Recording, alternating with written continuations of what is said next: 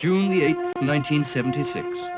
This was the day on which the Supreme Revolutionary Council endorsed the creation of a new civilian socialist party to which it could confidently entrust the future government of the Somali nation. It was to be a socialist party of national consent.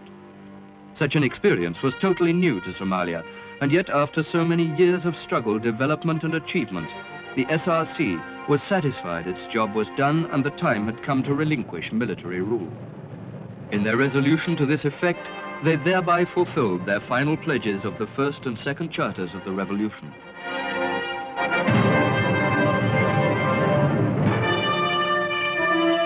For 7 long years, the SRC had worked to make Somalia's people proud of their own history, alive to past mistakes, and politically conscious of their future responsibility.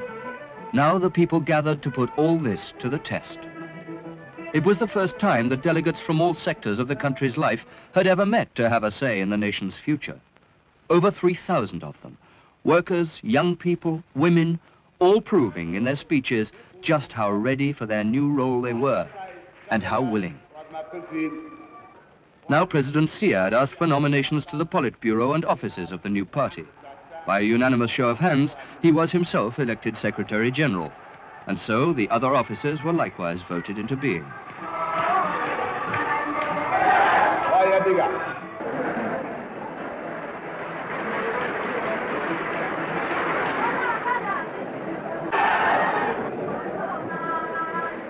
One by one in their nomination speeches, the various national and local delegates expressed their support for the SRC resolution.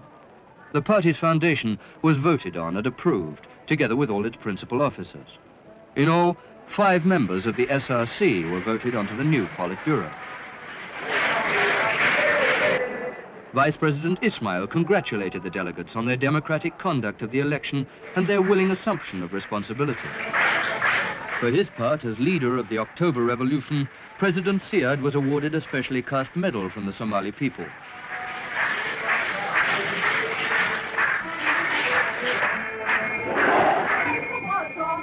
Then came the turn of the armed forces. They had been the spine and sinews of the October Revolution, and now, unit by unit, they entered the election hall.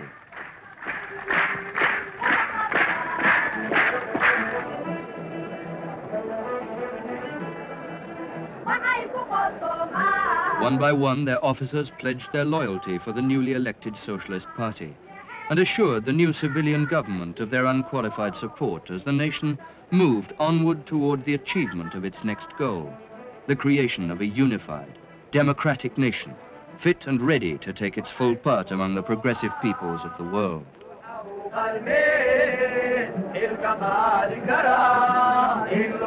Next to come in were the children, many of them born since the October Revolution. Representing the future of the country, they came in to join their elders in celebrating the new age of which their good fortune had made them a part.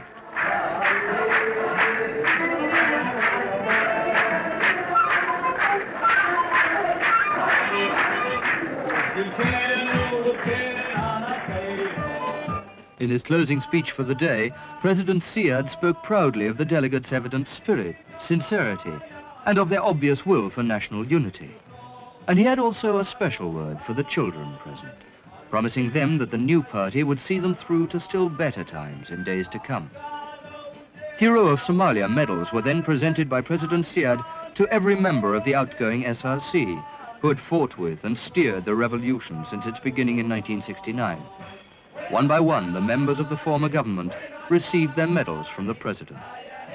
Finally, in his turn, the president received the same medal for his part also in the revolution. Dadkaasi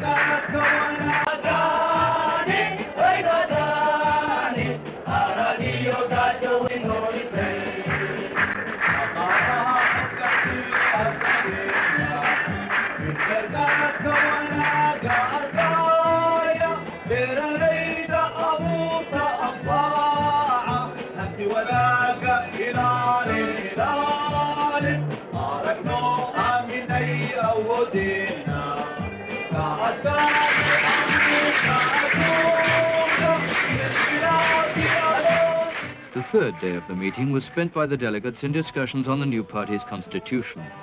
In his closing speech, President Siyaad added his voice to those of many others when he stressed those clauses in it that made it a living part of the continuing drive towards full national unity and progress.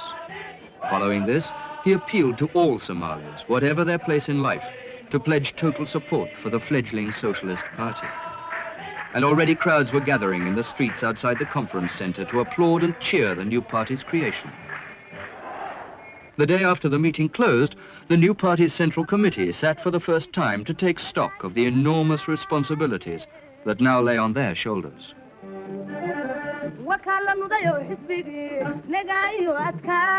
In the streets and public places of Mogadishu and other cities, people were turning out by the thousand to demonstrate their support. To one such rally in Mogadishu, President Siyaad came out to speak. He said how glad he was to sense their genuine enthusiasm for the party. Today, he said, we are entering a new era in which every individual will find complete freedom in fulfilling his responsibilities to those around him and to the nation as a whole.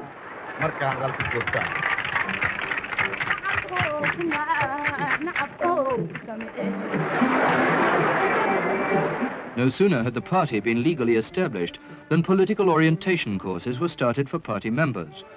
Given their heavy new responsibilities, the courses were designed to extend, deepen and develop to the full their political education and awareness that had first been coaxed into life back in the orientation centers of the revolution.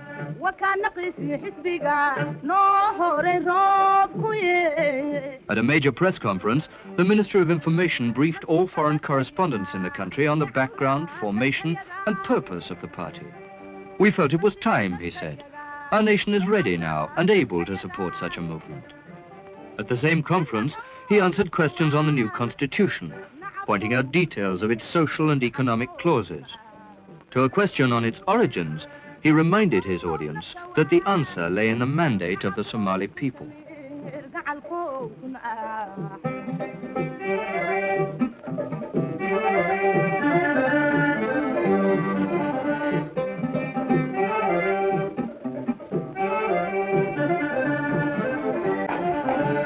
Party membership cards, now printed, are today being issued in growing numbers to the public, eager at last to play a personal role in the life and decisions of their nation.